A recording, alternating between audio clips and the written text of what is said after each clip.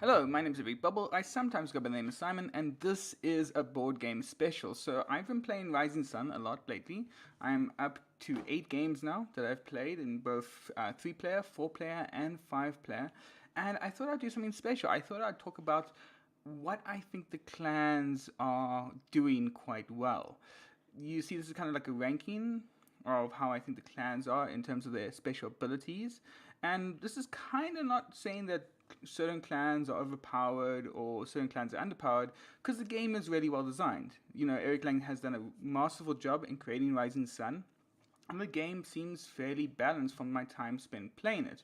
Also, the clan abilities kind of differ if you're playing 3 to 4 or 5 players, simply because of how they work. The clan ability is the same, but depending on the player count, you could be utilizing the clan's ability a lot more necessarily. With all that being said, however, let's just get started. Again, I should just point out, this is just my personal opinions. The game is fairly balanced, and this is just what I think are some of the easier clans to play. And perhaps if you're playing with new players, then these are some of the things to keep an eye on. So, with that being said, at number 8, which is the weakest clan, or the weakest clan's ability, is the Koi clan. Now, the Koi clan, they have some things going for them. Firstly, they start in a good area. They have the highest honor, which means they always will start at position 1 when starting the game. And they have 5 coins, which is a decent seasonal income. Now, their actual special ability seems really good on paper, but in reality, it requires you to generate a lot of either Ronin or coins in order to fully utilize the ability. And if you somehow get screwed out of not getting enough harvests done to generate coins, or you don't get certain season cards which generate you coins, you're going to struggle to utilize their ability to its full effect. That being said, when you do get to utilize the ability of changing your coin into Ronin and Ronin into coins, it can be somewhat difficult because you have to do an extra step. It becomes a bit more complicated when you're trying to think, okay, I need to spend 8 coins, but then I need to also keep 2 back to make sure that those get turned into Ronin, but it's only if I win the Ronin step. It adds another element to think about when it comes to the war phase, and it can be a bit overwhelming for a new player. It's not the easiest ability to actually use. At number 7 is the Sun Clan. This is a dynasty clan, and at first glance, they have a very powerful ability. They gain honor and points, and the opponent loses honor and points whenever they break ties based off honor. They also have a great seasonal income of 7 coins, and they start at the second highest honor position. The trouble being, though, in Rising Sun, the top spot for honor is hotly contested, especially if you have the one Kami, which basically moves you all the way to the top. Your ties are going to be mostly broken during the harvest phase, or the harvest mandate, I should rather say, during the Kami phase when the god shrines activate, and sometimes during the war phase. But if you're not at the top honor spot, you're going to lose out on this really cool ability. And again, in Rising Sun, you have 3 or 4 other players vying for control of that top spot. Now, of course, they don't have to worry about going for the lowest honor and doing our Oni strat, because they are a dynasty clan, and the dynasty monsters are decent, if quite specific in their roles. I think the general monsters that you get, or the seasonal monsters that you get, tend to just work in multiple ways. Anyway, the Sun Clan is just difficult to use simply because you're going to be constantly fighting for the top honor spot. And if you're not seppukuing, or again going for that one god, you're going to have a hard time. And number 6 is the Banzai Clan. This is a clan whose ability I really like. They have a poor seasonal income, and they're almost the lowest honor when it comes to starting the game off. Their ability lets them get a discount on everything to basically it costs you only 1. This also includes strongholds, which is very, very important and not something that should be forgotten about. The trouble being is if you are relying heavily on the train action to come out, or the train mandate, and if you're playing with, say, the Lotus Clan, it might not happen. Also, there is the Kami, the one Kami that allows you to buy another seasonal income, and you're going to be trying to fight for that card or that god a few times. The trouble is you have a limited amount of wealth to spend, and if you're not getting seasonal cards which go from being discounted from 3 coins down to 1, you are losing out on fully activating their special ability. So you almost want to make sure that you always play the train mandate, and that's not always going to be the case. So the Banzai Clan, while very cool ability, is hard to utilize simply because they rely so heavily on that train mandate and being the first person to choose from the seasonal cards. At number 5 is the Utilise Dynasty Clan. This is the Moon Clan. They have the lowest honor and they have a terrible seasonal income of only 4 coins. The one upside though is their special ability, and that is you can have 2 force. So all your figures are 2 force. And this is very, very powerful, especially when it comes to controlling the Kami shrines. Now, the one downside is though, is you can only have 2 Shinto on the god shrines. This means you can basically take over 1 shrine because you always will have 4 power there, or 4 force, but it also means you can't play around with having honor breaks and trying to just sneakily get ahead and maybe control 2 god shrines. It also does limit you in terms of where you can go in your provinces. You are limited in your forces that you can use. Especially doesn't help that, say, the Oni who already come in, well, I talk about the Oni, the Dynasty Clan doesn't use them. And some of the, say, monster cards from the Dynasty, again, aren't that great.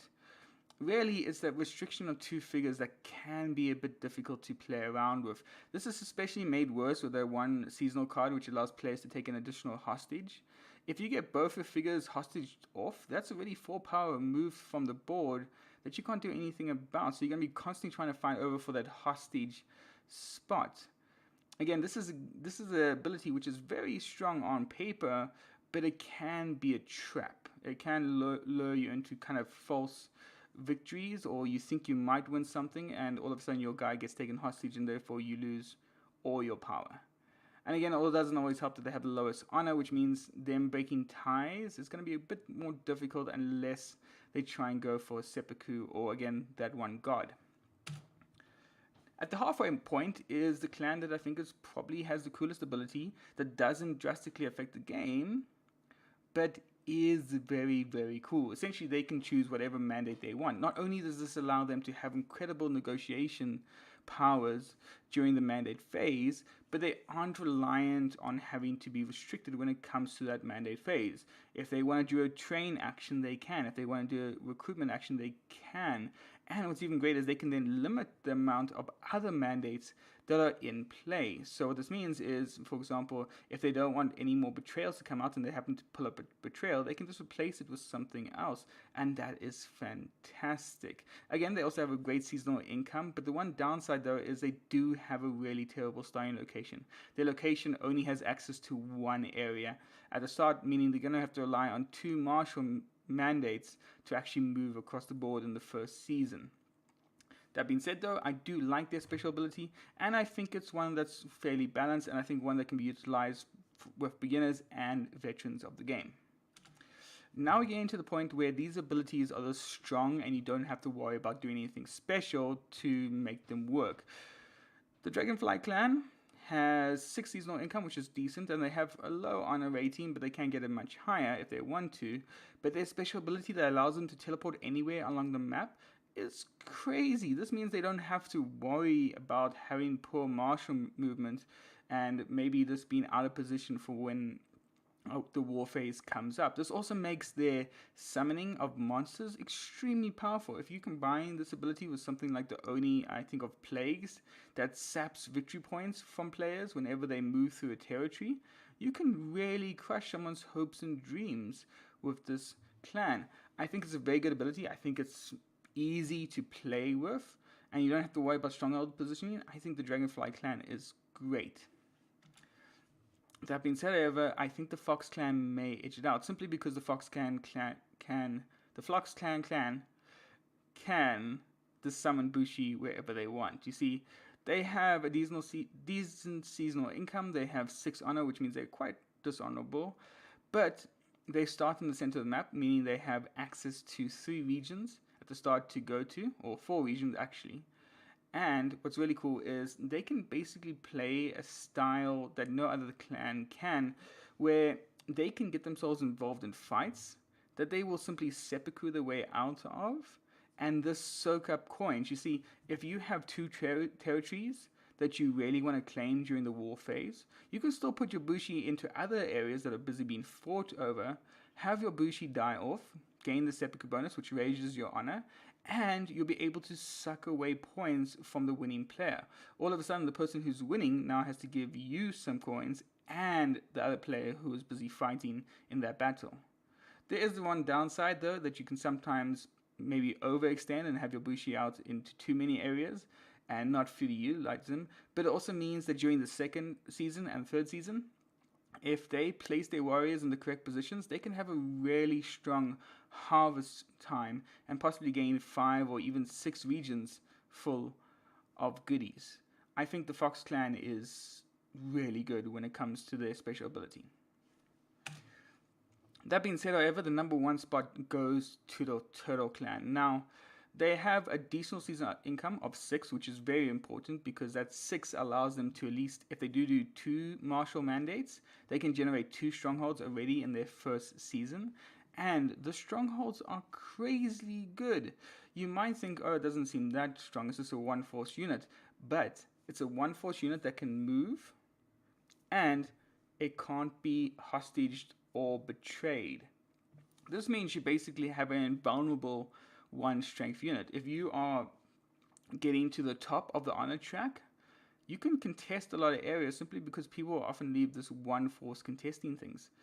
And people often kind of misrepresent how strong those turtles can get. If you have 3 in one place, that's already 3 force that your opponent can't deal with in using the hostage action, which is very strong. Now, the one downside is you can't seppuku them, but really you have 4 invulnerable Bushi, and obviously through the course of the game you're going to get them out because you're going to want to play that martial mandate, because everyone wants to get strongholds up because that's how you get units out.